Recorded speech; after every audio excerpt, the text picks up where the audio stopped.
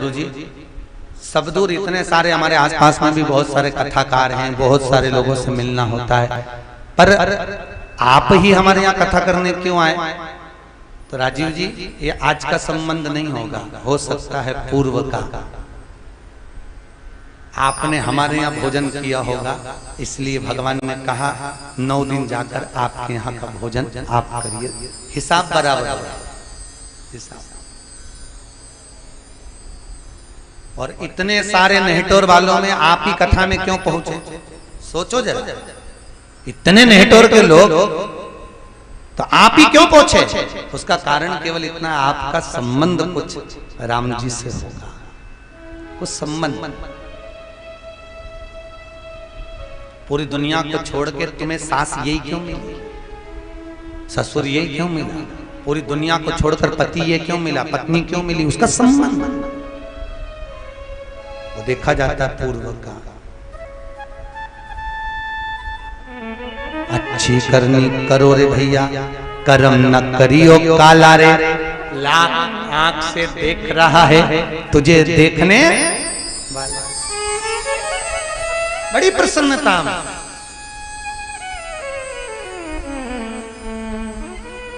बड़ी प्रसन्नता महाराज। उसका कारण है, सावधान होकर सुनिए, सावधान रहिए। पार्वती जी, मृत्यु देह में, मनुष्य के शरीर में अगर हम जन्मे हैं, उसमें जितने भी लोग हमको मिलते हैं ये हमारे कर्म के अनुसार मिलते हैं। बेटा मिलेगा तो कर्म के अनुसार, बेटी मिलेगी तो कर्म के अनुसार, बहू मिलेगी तो कर्म के अनुसार। कर्म कर्म छूटता नहीं, और वो कर्म के अनुसार हमारे संबंध होते हैं। महाराज,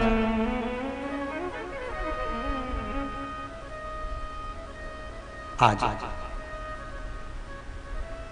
भगवान कह रहे हैं महाराज कि द्वारपाल हरि के प्रिय दो, द्वारपाल हरि के प्रिय दो, द्वारपाल हरि के प्रिय दो, द्वारपाल हरि के प्रिय दो। जय और विजय जान सबको, जय और विजय जान करो। मंगल भवन या मंगल हारी, मंगल भवन मंगल हारी। श्री राम जय राम जय जय राम, श्री राम जय राम जय जय राम। ओ श्री राम जय राम जय जय राम, श्री राम जय राम जय जय। महाराज, भगवान विष्णु के 8 दरवाजे हैं बैकुंठ के, जिन बैकुंठ के 8 दरवाजों में से तीसरे नंबर के दरवाजे पर जय और विजय चौकीदारी करते हैं, पहरेदारी करते हैं। एक बार सनकादि ऋषियों का आगमन हुआ है महाराज, आगमन हुआ, तभी उसी समय जय विजय ने उनको रोक दिया। कहां जा रहे हो महाराज? अंदर दर्शन करना है, प्रभु से मिलना, जा नहीं सकते। रोका। सनकादि ऋषियों में सनत कुमार ने बार बार जय विजय से निवेदन करा कि हमको अंदर जाने दो, दर्शन करना है। एक बहुत समझदारी की बात है, आप किसी नाथद्वारा में दर्शन करने जाओ, तिरुपति में दर्शन करने जाओ, शिरडी दर्शन करने जाओ, किसी बड़े मंदिर में, देवी देवता के मंदिर में अगर आप दर्शन करने जाओगे, अभी हाल मान लो पट बंद हुआ है, अभी बंद हुआ और आप पहुंचे, और अगर आपने आवाज लगा दी तो वहां के पंडित को, वहां के मुखिया को, वहां के सेवादार को पट खोलकर आपको दर्शन कराना पड़ेगा। ये आज भी हिंदू धर्म में नियम में लिखा है। हाँ, देर हो गई, तुम पहुंचे और देर हो गई, उससे पहले पट बंद हो गया तो वो दर्शन नहीं कराएगा। पर अब भी बस पट ही बंद हुआ और तुम पहुंच गए, तो अगर आवाज लगाओगे तो दर्शन कराना उसका फर्ज है, उसको दर्शन कराना। हम कर्म करें, मना नहीं, पर कर्म की अनुकूलता में, कोई गलत कर्म ना। सनकादि ऋषि कह रहे हैं हमको दर्शन कर लेने दो, अभी तो आप अंदर भगवान बैठे, नहीं, मना करा। क्रोध आ गया, सनत कुमार को श्राप दे दिया, तुम दोनों राक्षस हो जाओ, क्योंकि तुम्हारी प्रवृत्ति राक्षस है। जो भगवान का दर्शन ना करने दे, जो भजन ना करने दे, जो कीर्तन ना करने दे, सत्कर्म ना करने दे, बस वो उसका जन्म अगला राक्षस का ही होता है। प्रवृत्ति राक्षस की हो जाती है। दोनों चरणों में पड़ गए। महाराज कृपा करिए। भगवान विष्णु को आवाज लगाया, नारायण दौड़ कर आ गए। दरवाजे पर सनत कुमारों को देखकर भगवान विष्णु दौड़ कर आए, प्रणाम करा। आइए, आओ पधारो, आइए आप भीतर आइए। जय विजय को देखकर भगवान विष्णु ने कहा, क्या हुआ? हमें श्राप लगा। श्राप लगा? हाँ हाँ, क्या? राक्षस ने। चिंता मत करो, संत हृदय नवनीत समान। माखन की तरह संत का भाव होता है, स्वभाव होता है। कृपा करेंगे, संत के बराबर दुनिया में कोई करुणा नहीं कर सकता। संत के बराबर। संत असंत नहीं बोला, संत और असंत में अंतर है। संत और असंत में अंतर है। महाराज, लंकाधिपति रावण ने संत का चोला पहना था। किसने पहना था? अरे बोलो जम के। रावण। कहां गया था संत के चोले को पहन के? सीता जी को हरण। संत के चोले को पहनकर रावण ने सीता का हरण करा था। उस दिन से लेकर आज तक कुंभ के मेले में सबसे पहले संत नहाते हैं उस चोले के साथ कि ये साफ हो जाए। पर वो रावण ने ऐसा संत का चोला बदनाम करा कि उस दिन से आज तक सबसे पहले कुंभ के मेले में संत नहा रहे तो भी वो संत का चोला साफ नहीं हो रहा, तो भी संत का चोला साफ नहीं हो पा रहा। इतना धोने के बाद, इतना स्नान करने के बाद, और रावण ने ऐसा दाग लगाया उस संत के चोले पर। इसलिए महाराज, संत कृपालु होते हैं, संत दयालु होते हैं। यहाँ संत की गणना करी जा रही है कि संत हृदय नवनीत समाना। संत का हृदय माखन की तरह होता है, पसीज जाता है, नैनों में जल भरा जाता है। कृपा करिए। भगवान विष्णु ने कहा, आप करुणा करिए महाराज, गुरुदेव कुछ कृपा करिए, क्योंकि आप अगर कृपा करेंगे तो जगत करुणा का आनंद सुख प्राप्त करेगा। महाराज कृपा कर दीजिए। सारे तीर्थ धाम आपके चरणों में, हे गुरुदेव प्रणाम आपके चरणों में। आप कृपा करिए।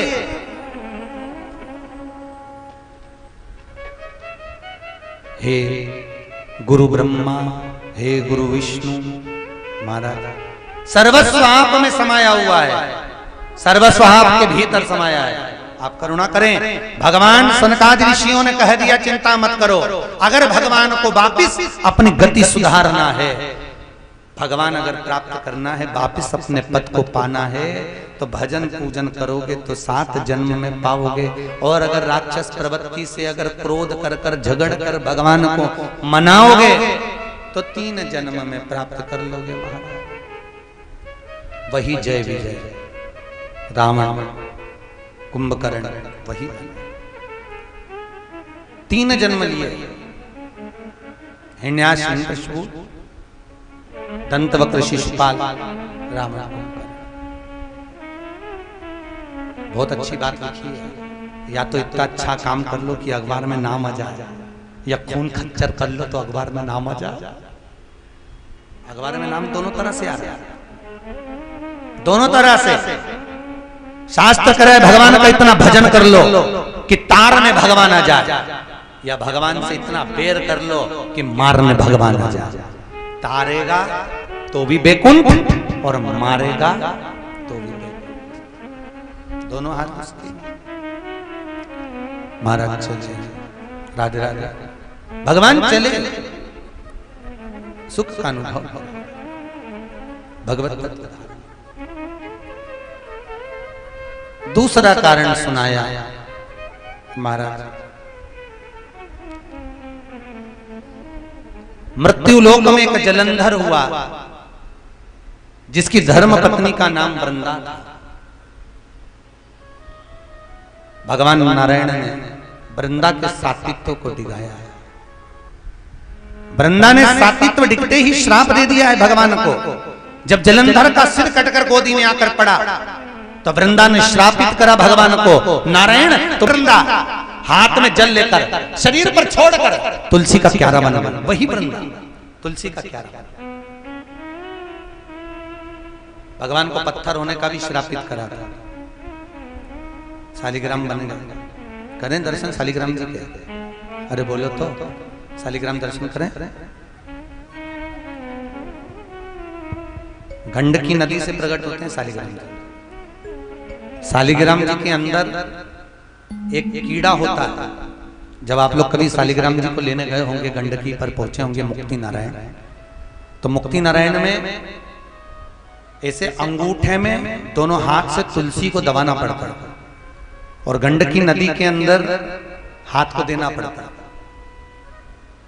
गंडकी नदी के अंदर जब हम हाथ को देते हैं तो हाथ देते से ही तुलसी, पानी इतना ठंडा रहता है कि हाथ छूट जाता है और तुलसी बह जाती है। जैसी तुलसी हाथ से छूटकर थोड़ी दूर पर जाती है, हाथ में शालिग्राम जी आ जाता है। बस एक ही परेशानी है कि वो शालिग्राम जी अपने हाथ से चीन की गवर्नमेंट ले लेती है और शालिग्राम जी में एक कीड़ा होता है। वो कीड़ा तुलसी खाता है और सोना उगलता है। तो शालिग्राम जी को चीन की गवर्नमेंट लेकर उसको फोड़कर उसमें से वो कीड़ा और सोना निकाल लेती है और फिर हमको शालिग्राम जी प्रदान कर देते। शालिग्राम जी देते। शालिग्राम महाराज करें, कभी दर्शन करें शालिग्राम जी के, ओरिजिनल शालिग्राम जी के। तो उसके अंदर अगर आप कभी दर्शन करेंगे तो उसमें एक कीड़ा ग्रहण करने में हमारे कमरे में रखे हैं शालिग्राम जी। विजय दुबे जी मंगवाइए दर्शन कराने के लिए शालिग्राम।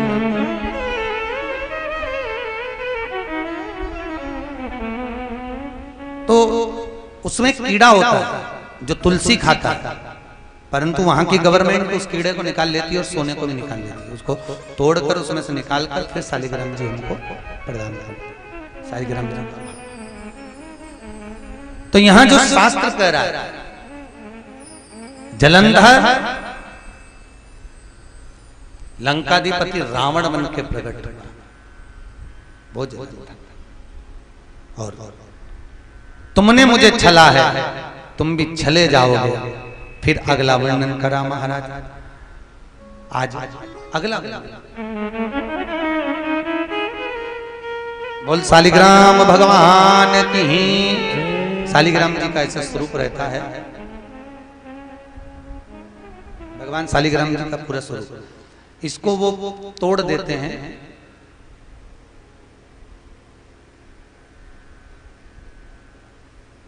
और तोड़कर इसमें से बीच में कीड़ा रहता है, उसमें से कीड़े को निकालकर पूरी चारों तरफ सोना जमा होता है, दोनों तरफ। उस सोने को निकालकर फिर हम लोग को शालिग्राम भगवान प्रदान किए जाते हैं। बोल शालिग्राम भगवान।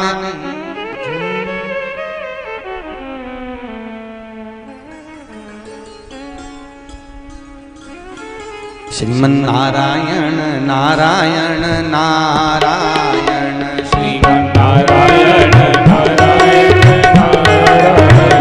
श्रीमन नारायण नारायण नारायण, श्रीमन नारायण नारायण नारायण। बोल शालिग्राम भगवान की जय। तीसरा कारण यहाँ पर भगवान भोलेनाथ पार्वती जी से कह रहे हैं कि नारद शाप दीन एक बारा, नारद शाप दीन एक बारा, नारद शाप दीन एक बारा, नारद शाप दीन एक बारा। कलप एक दही लगी अवतारा, कलप एक लगी अवतारा। मंगल भवन य मंगल हारी, मंगल भवन मंगल हारी। श्री राम जय जय रामा, श्री राम जय जय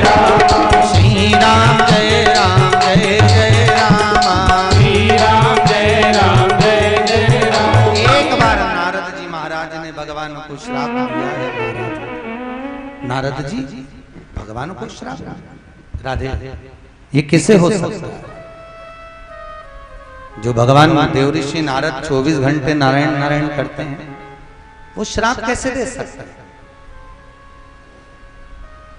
आश्चर्य, चिंता। सुनते ही पार्वती जी को बड़ा आश्चर्य हुआ कि गिरजा चकित भई सुन बानी, गिरिजा चकित भई सुन बानी, हो गिरजा चकित भई सुन बानी, गिरिजा चकित भई सुन बानी, हो नारद विष्णु भगत मुनि ज्ञानी, नारद वीनु भगत मुनि ज्ञानी, हो मंगल भवन य मंगल हारी, मंगल भवन मंगल हारी, श्री राम जय राम जय जय राम, जय राम जय राम, श्री राम जय राम जय जय राम, श्री राम जय राम जय जय राम। बोल रामचंद्र भगवान की जय। महाराज देवर्षि नारद ने एक बार भगवान को श्राप दिया। पार्वती को आश्चर्य हुआ, जो नारद दिन भर भगवान का भजन करते हैं वो श्राप कैसे दे सकते हैं? भगवान बोले, एक बार की बात है, देवर्षि नारद ने तप किया, बड़ी भयंकर तप करके साधना कर कर जब बैठे हुए थे, इंद्रदेव ने समाधि को तोड़ना चाहा, कामदेव को भेज दिया, पर काम पर भी नारद जी ने विजय प्राप्त कर काम को जीता।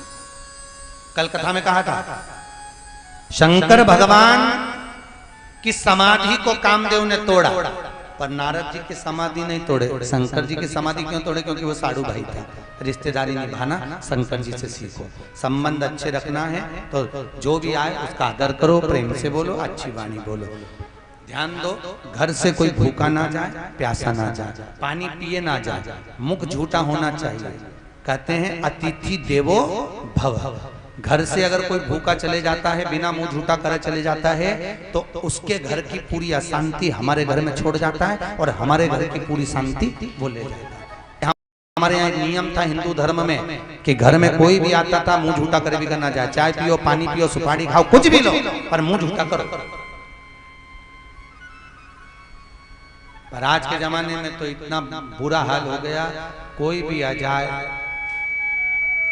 सास के रिश्तेदार जो बुजुर्ग होंगे, उनके यहाँ कितनी बड़ी भगोनी डेचकी चूल्हे पे रखी रहती थी 24 घंटे, कोई भी आ जाए चाय तुरंत तैयार, ले साहब पियो, ले। अतिथि देवो भव, जरूरी है, आतिथ्य जरूरी है। कोई भूखा ना जाए। अगर कोई हमारे दरवाजे से बिना मुंह झूठा करे चले जाएगा तो पूरी अशांति को छोड़ जाएगा। तो बच्चा जो अच्छे नंबर से पास होता है, सबसे पहले वो उसी के घर जाता है जो फेल होता है। बच्चों की आदत रहती है, बच्चा सबसे पहले उसी के घर जाएगा जिसकी सप्लीमेंट्री आई या फेल हुआ या नंबर कम, और वहां जाकर आंटी के चरण छुएगा, आंटी 85, और जे तो के गया 85। अब आंटी ने उठाई मोगरी और डंडा उठा के जो छोरे के धोया। देख ले, दोनों एक ही स्कूल में पढ़ते हो, एक ही जगह ट्यूशन पढ़ते हो, एक ही जगह जाते हो, और उसके बाद भी उसका परसेंट देख ले और एक तेरा देख ले, क्योंकि वो परसेंट बताने आए इसलिए कि इसमें पढ़े 2-4 धर के आने का कारण। नारद जी सबसे पहले शंकर जी के यहाँ गए, क्योंकि वही काम को नहीं जीते थे। अब शंकर जी गए तो भगवान ने कहा, देखो तुम भगवान विष्णु के यहाँ जाना, पर ये बताना मत ही कि तुम्हारे परसेंट अच्छे हैं, तुम अच्छे नंबर से पास हो, ये मत बताना हो। ये तो स्कूल वाले बताएं, अलग बोर्ड वोर्ड लगा के कि मेरे यहाँ के बच्चा अव्वल आया है, तो बात दूसरी है। स्वयं भगवान कहें तुम्हारी पीठ थपथपाकर के बाद, देवर्षि नारद क्या काम करा है तुमने, 85% नंबर लेकर आए, 90% लेकर आए, ये तुम जाकर बताओ, ये अच्छा तुम लगेगा? देवर्षि नारद को लगा कितने जलते हैं भगवान भोलेनाथ, और मैं तो जाकर बोलूंगा। और नारद जी महाराज सीधे पहुंच गए भगवान विष्णु के पास में। जैसे पहुंचे और नारद जी ने कहा, प्रभु जिसको शिव नहीं जीते उसको मैंने जीता है। भगवान विष्णु का चेहरा उतर गया, क्योंकि निंदा करने वाला और निंदा सुनने वाला दोनों में महापापी कौन सा होता है? जम के बोलो जरा, महापापी कौन सा है? सुनने वाला। निंदा करने वाले को तो भगवान ने पैदा ही करा है कि तू निंदा करना, पर सुनने वाले को भगवान ने पैदा नहीं करा। इसलिए महापापियों की गिनती में रखा जाता है जो निंदा सुनता है। आज भगवान विष्णु का हृदय जल गया। भगवान नारायण ने सोचा, नारद तूने बहुत बड़ी गलती कर दी। जैसे देव ऋषि निकले, भगवान नारायण ने लक्ष्मी को बुलाकर कहा, जल्दी जा गाय का गोबर लेकर आ और यहाँ लीप दे। तो लीप क्यों दे? गाय के लिए लीपना?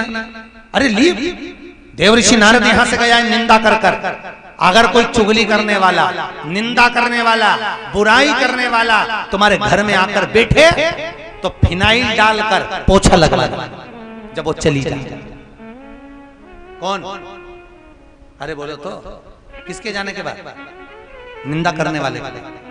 जो निंदा करे, बुराई करे, चुगली करे, तुम्हारी पड़ोसन आए अगर निंदा कर रही हो, वो निकल कर जाए, उसके बाद फिनाइल डाल के बाल्टी में फिर पोछा लगाना, कहीं इसके थोड़े बहुत भी जीव जंतु अपने को नहीं लग जाए। जा, जा, जा।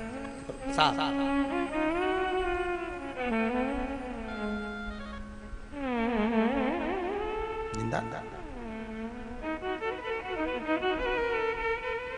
कोई निंदा करने वाला, और सवेरे सवेरे तुम कोई अच्छे काम के लिए जा रहे हो, बहुत अच्छे काम के लिए, और सुबह से कोई मिल गया तुम्हें निंदा करने वाला, और अच्छे काम के लिए जा रहे थे और किसी ने तुमको बुराई कर दी, तो पहले वापस आना घर में। अच्छे काम के लिए मत जाना, पहले घर में आना, थोड़ा सा एक ढक्कन गंगा जल लेके बाल्टी में डालना, स्नान करना, कपड़े दूसरे पहनना, उसके बाद फिर अच्छे काम के लिए जाना। कोई निंदा वाला दिख जाए तो याद रखना।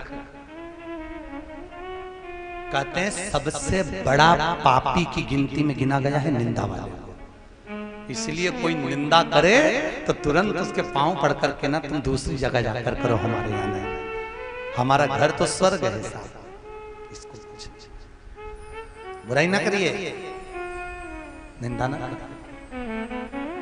वैसे तो निंदा करने वाले को घर के पास में रखना चाहिए, क्योंकि निंदक न्यारे राखिए, आंगन कुटी छबाए, इसके रहने से अपने रोग सब दूर हो जाते हैं। सब सारे रोग दूर हो जाते हैं, निंदा वाले को रखो। अपनी एक एक गलतियां छट छट कर बता देता है, तुझमें ही गई। नारद जी महाराज गए, भगवान ने एक सुंदर पुरी का निर्माण करा। सील निधि राजा की कन्या का स्वयंवर था, नारद जी वहां पहुंच गए। इतनी सुंदर पुरी ये तो कभी देखी नहीं थी। जाकर देखा, कन्या से मिलवाया, कन्या का स्वयंवर है, बताओ कैसा वर मिलेगा। नारद जी ने सोचा सबका ब्याह हो गया, मैं कुंवारा रह गया। सब ब्याह, सबका ब्याह हो गया, बस मैं कुंवारा रह गया। मैं कुंवारा, और मैं अगर कुंवारा रह गया हूं तो इतनी अच्छी कन्या और फिर कहां मिलेगी? देव ऋषि नारद ने जाकर तुरंत भगवान नारायण से कहा, प्रभु मेरा जिसमें हित हो ऐसा मुझे सुंदर बना दो, ऐसा बना दो मुझे। भगवान विष्णु ने कहा, नारद तुमने जो मांगा है वही मिलेगा, तुम्हारा जिसमें हित होगा वही करा जाएगा। सभा में जाकर बैठ गए नारद जी। भगवान ने बंदर का मुंह बना दिया। शास्त्र कहता है शंकर की निंदा करने वाला, शिव की बुराई करने वाला या तो पशु की योनि में चले जाता है या उसका मुख बदल जाता है। दक्ष प्रजापति ने शंकर की निंदा करी थी तो बकरे का मुंह लग गया था। नारद जी ने शंकर की निंदा करी तो बंदर का मुंह लग गया। बंदर का मुंह, जाओ बैठे। शंकर जी के जो गण बैठे हुए थे उनके पास में नारद जी बड़े इठला रहे थे, मैं आज बहुत ब्यूटी पार्लर में तैयार होके आया। और जब माताएं पार्लर से होकर आती है तो वो किसी की नहीं देखती, वो सोचे बस